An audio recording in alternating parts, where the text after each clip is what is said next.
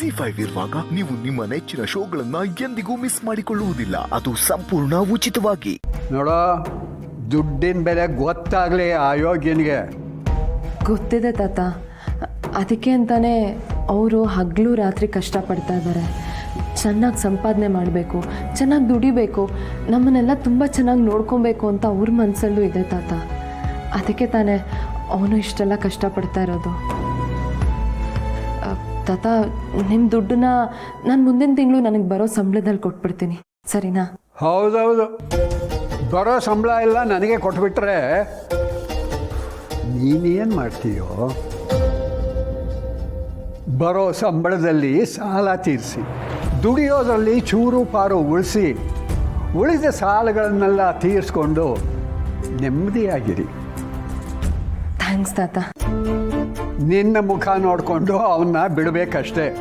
ನೋಡು, ಪ್ರತಿ ತಿಂಗಳು ಇದೇ ಕಥೆ ಆಗಬಾರ್ದು.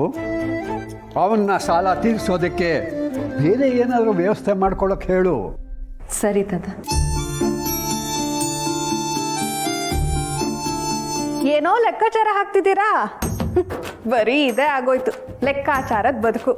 6ಕ್ಕೆ ಏರಲ್ಲ, 3ಕ್ಕೆ ಇಳಿಯಲ್ಲ. ಓಡೋದು ಅವಳೆ.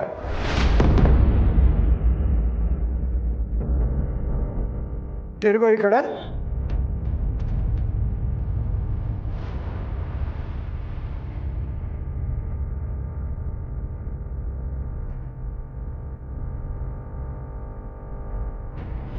ಇದೇನಿದು ಚಿನ್ನದ ಸರ?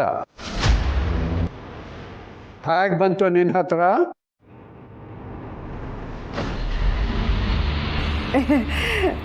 ತಾತ, ಇದು ಚಿನ್ನದಲ್ಲ, ರೋಲ್ಡ್ ಗೋಲ್ಡು. ಏನು ಮಾಡೋದು, ನಮಗೆ ಬಡತನ ಇದೆ ಅಂತ ಎಲ್ರಿಗೂ ತೋರಿಸ್ಕೊಂಡು ಓಡಾಡೋಕ್ಕಾಗತ್ತಾ? ಅದಕ್ಕೆ ರೋಲ್ಡ್ ಗೋಲ್ಡ್ ಸರ ತಗೊಂಡು ಹಾಕ್ಕೊಂಡೆ. ಯಾರಿಗೆ ಸುಳ್ಳು ಹೇಳ್ತಾ ಇದ್ದೀಯ? ಇದು ನಿಜವಾಗಲೂ ಚಿನ್ನನೇ. ನನ್ನ ಹತ್ರನೇ ಕಥೆ ಹೇಳ್ತಾ ಇದ್ದೀಯಾ? ಏನಿಲ್ಲ ಅಂತಂದ್ರು ಇದು 1.5 to 2 ಲಕ್ಷ ರೂಪಾಯಿ ಬಾಳುತ್ತೆ. ಅಷ್ಟು ದುಡ್ಡು ನಿನಗೆಲ್ಲಿ ಸಿಕ್ತು? ತಾತ, ಇದನ್ನ ನನ್ನ ಯಜಮಾನರು ನನ್ಗೆ ಕೊಡ್ಸಿದ್ರು. ಹಾಗಾದ್ರೆ ಕೇಳಲ್ಲ ಅವನ್ನ? ಅಯ್ಯಯ್ಯೋ ಬೇಡ ತಾತ, ಅದು ನನ್ನ ಮಾವಂಗೆ ಏನೋ ದುಡ್ಡು ಬರೋದಿತ್ತು ಅಂತ ಹೇಳ್ತಿದ್ರು. ಹೋದ್ವಾರ ಬಂತಂತೆ. ಅದಕ್ಕೆ ಬರೀ ಕರಿಮಣಿ ಸರ ಯಾಕೆ ಹಾಕ್ಕೊಳ್ತೀಯಾ, ಜೊತೆಗೆ ಚಿನ್ನ ಸರನೂ ಹಾಕು ಅಂತ ಇದನ್ನು ಕೊಡ್ಸಿದ್ರು. ಮತ್ತೆ ಸುಳ್ಳು. ಆ ಜುಗ್ಗ ನಿನಗೆ ಚಿನ್ನದ ಸರ ಕೊಡಿಸ್ತಾನ? ತೆಗೆದು ಬಾರಿಸ್ತೀನಿ ನೋಡು.